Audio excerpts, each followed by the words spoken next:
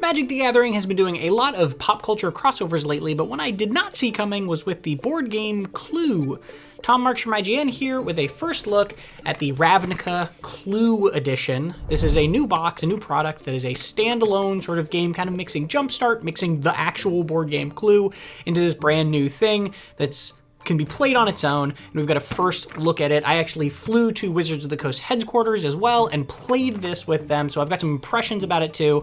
We're going to open the box. We're going to show it off for you, show you what's inside, show you this fancy Shockland that is exclusive to this, so the borderless art for that. And I'll tell you what I thought of it and kind of how it plays as we go, so you can figure out if you like it or not.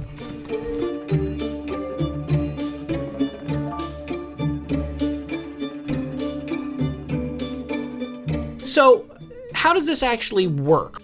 Just like in Clue, you can make guesses, right? You say, okay, I think it's Senator Peacock in the study with the lead pipe, right?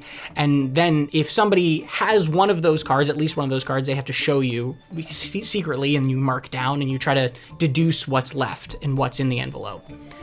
You can only make those guesses, though, when you've dealt combat damage to another player that is meant to sort of incentivize you to be turning creatures sideways and fighting, which is really nice because it kind of breaks up the stalemate that can often happen in 4-player creature-based Magic games. It can, the board can kind of stall out. Alternatively, instead of combat, you can exile 6 mana value worth of cards from your graveyard. So similarly, that's not combat, but it's incentivizing you to be playing things, to be proactive, to be doing stuff. There's not really a reason to just turtle in this format, as far as I can see, because that just means your opponents are going to be swinging at each other and getting information. Because the way you win the game is either by killing everyone starts at 30 life this time, or by guessing what's in that envelope. So if you can deduce something before you die, then you win. And that's a kind of a different alternate victory condition. That's a different way to play, a different way to think about it, that incentivizes some really, really interesting gameplay from what I was experiencing.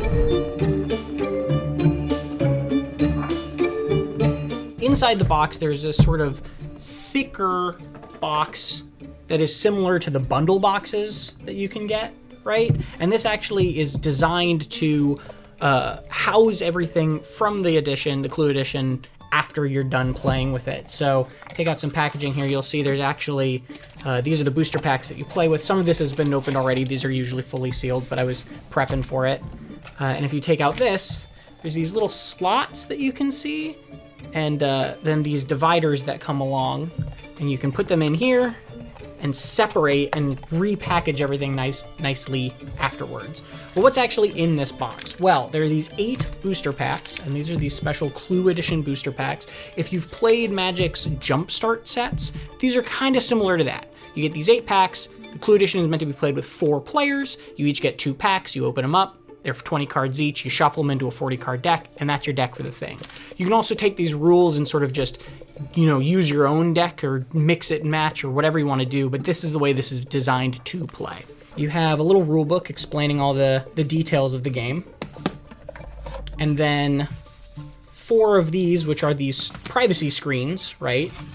Because you have your hidden little Clue notepad. On top of that, you also have these 21 cards, and these are 21 brand new to Magic cards, all based off of Clue things, right?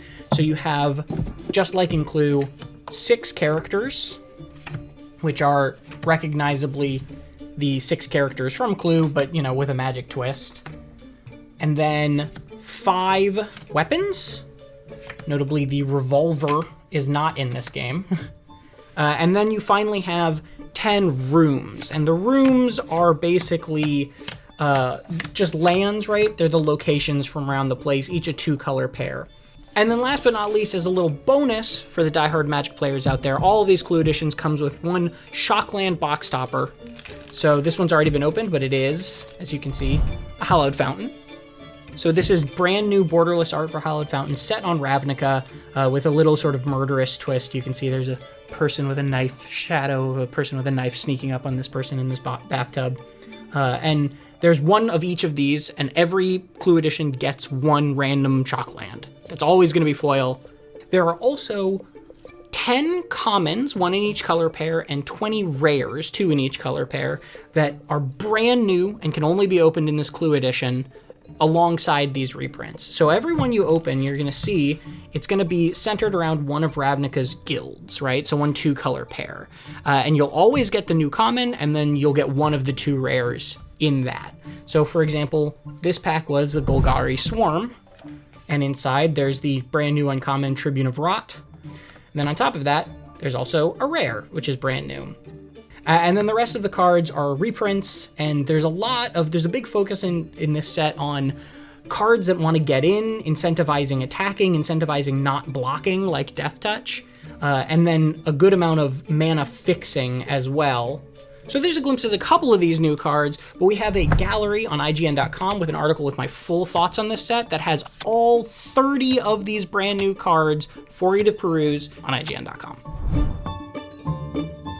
Now, a funny little thing, these are all playable Magic cards that you could take into other decks. For the purposes of the Clue edition and the game you're playing, they don't actually do anything. They're basically just game pieces. So what you do is, just like in Clue, at the beginning of a round of the Clue edition, you shuffle up these different characters, places, and weapons, and you put, let's say, Apothecary White, the knife, in the library, right? You don't choose it, it's random, but you take those, you take this confidential envelope, and just like in Clue, you slide them in there, and no one knows what that combination is until the game is over.